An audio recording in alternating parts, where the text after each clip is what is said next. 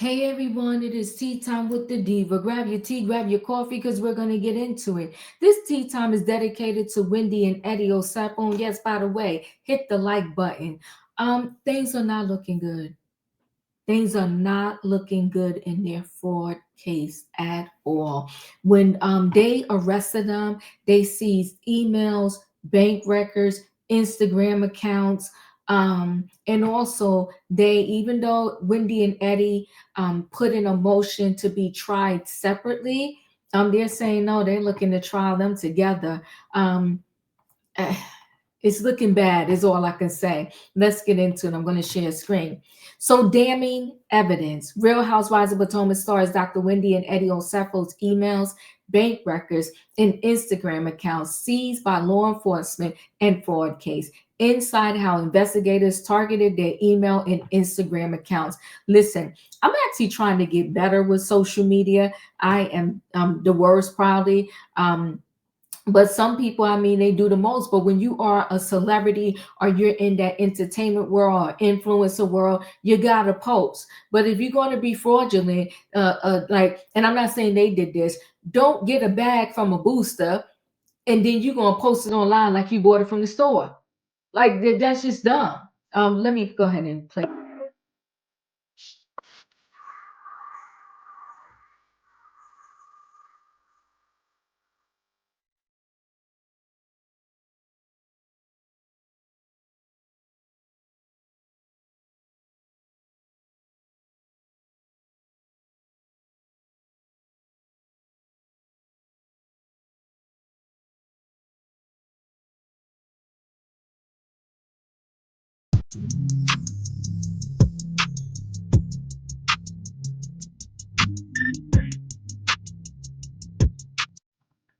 The other problem is they're probably going to also use information from this season of the Real Housewives of Potomac, because literally I just watched the latest episode and they were renovating the entire house.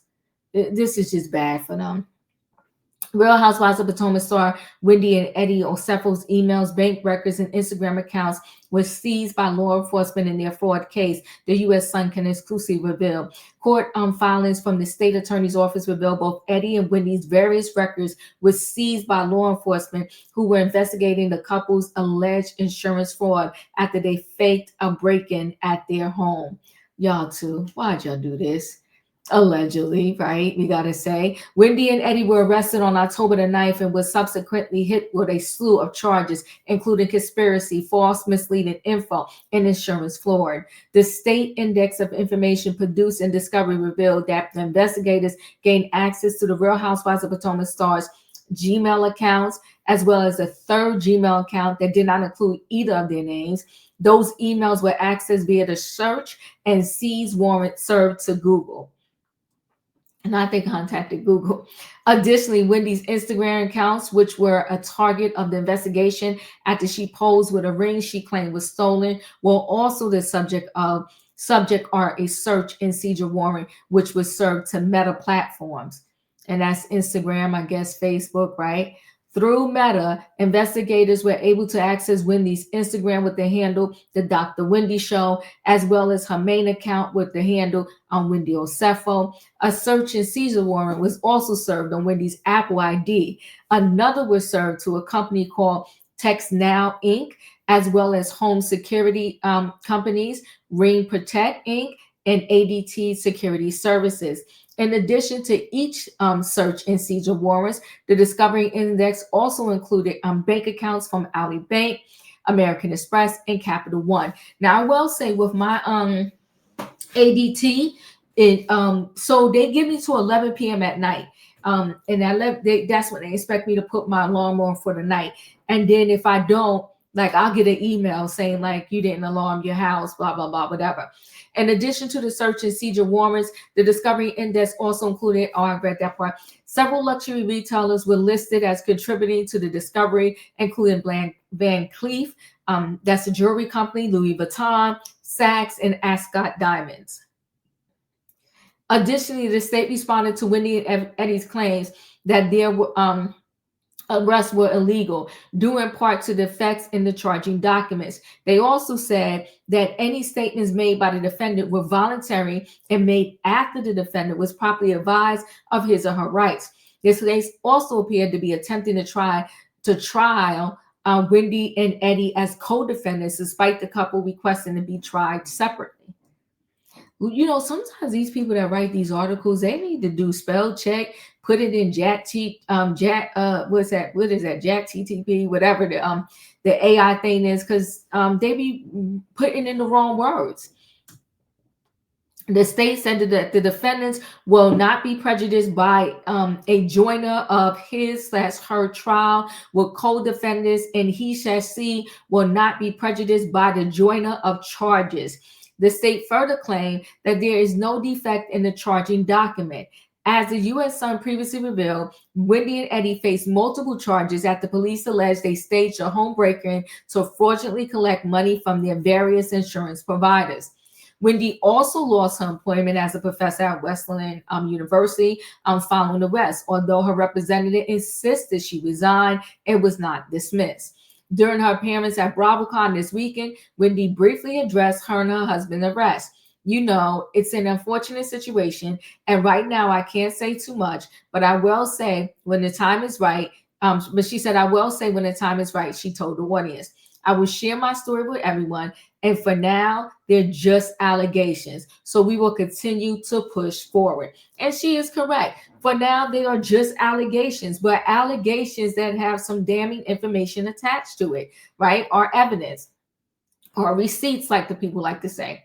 Inside the arrest, the Real Housewives of Potomac couple were detained in Maryland after being accused of falsely reporting that their 5-bedroom, 5-bathroom, $1 million residence had been burglarized in 2024.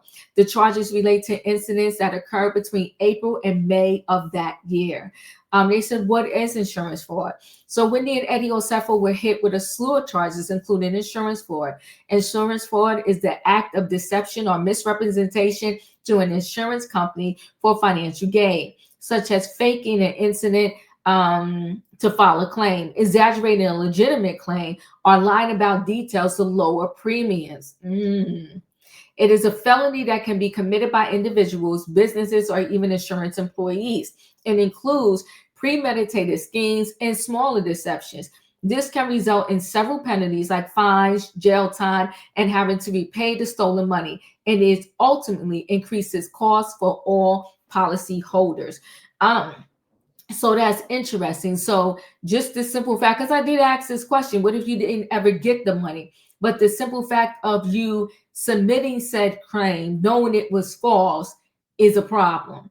According to the Bell Review document, the state of Maryland reported that the Bravo star contacted law enforcement on April 7th to report a robbery at their residence, which they claim happened while they were vacationing in Jamaica with their 3 children. The couple informed officers that their bedroom and both closets has been ransacked, and a number of designer handbags and pieces of jewelry were stolen.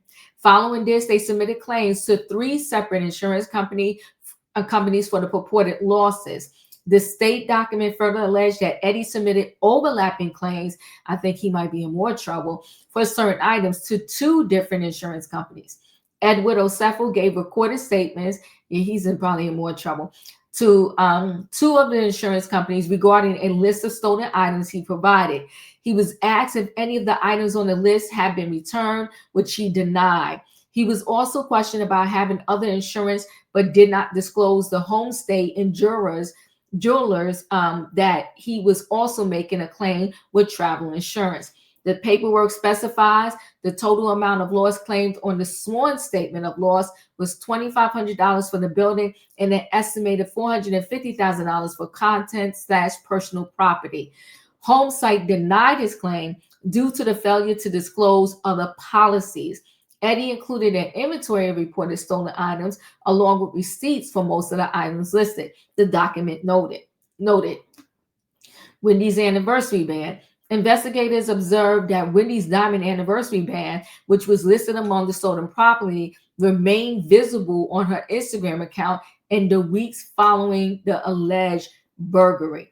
Only thing her lawyers might be able to do in this particular instance is say that although those pictures were loaded after the burglary, they were taken before the burglary, and that's why you saw the ring. I'm just saying, if that is the case. Her post from April 27, 2024, which allegedly included a shot of the ring in question, has since been removed. Authorities also, so then that's that. So they're in trouble. This is a mess. Authorities also obtained email records from the couple. On the 12th of April 2024, Eddie sent an email to Wendy listing reportedly stolen items and asked if there were additional high value items we can add to this inventory listing, i.e. Chanel shoes, etc. I'm trying to get the total to exceed $423,000, which is our policy maximum. Yeah, I feel like Eddie's in more trouble than Wendy. Significantly, when the couple was taken into custody, a search and seizure warrant was executed at their home, and deputies allegedly recovered at least 15 items claimed as stolen during the burglary. That's problematic for the both of them. During a press conference last month, the sheriff confirmed that Wendy's diamond anniversary band was among the recovered objects. They're in trouble. Wendy also been charged separately with making a false statement to an officer. Both paid $50,000 bail to secure their release a day after the arrest. Wendy joined the Real Housewives of Potomac in season 5. She and Eddie have 3 children: Carter 11, Cruz 9, and Cameron 5. This is just me. I always love it when families have multiple children and when they name their children, they use one, like the same letter, to name all the kids. I just love that. The program is currently airing in its 9th season. The Real Housewives of Potomac broadcasts on Sunday, 8 p.m. Eastern Standard Time on Bravo. That is a picture of their home. I mean, beautiful home, beautiful home. But I'm in these mug shots. We spoke about this before.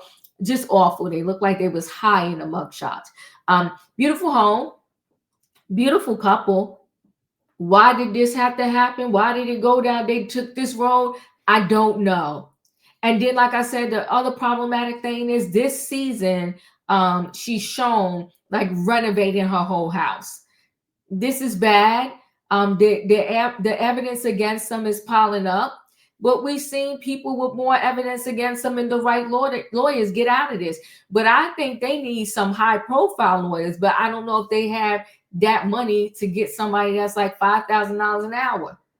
They need an Alex Sparrow. What's Diddy's her lawyer's name? They need high power lawyers to get them out of this tangled web. Listen, guys, chat with me in the comments, and when I get opportunity, I will chat back. If you're not a subscriber, subscribe. Hit the notification bell so that every time I upload a video, you will be notified. If you are a subscriber, welcome back. Everybody, thanks for watching. Let me know your thoughts, and I'll see you on the next video.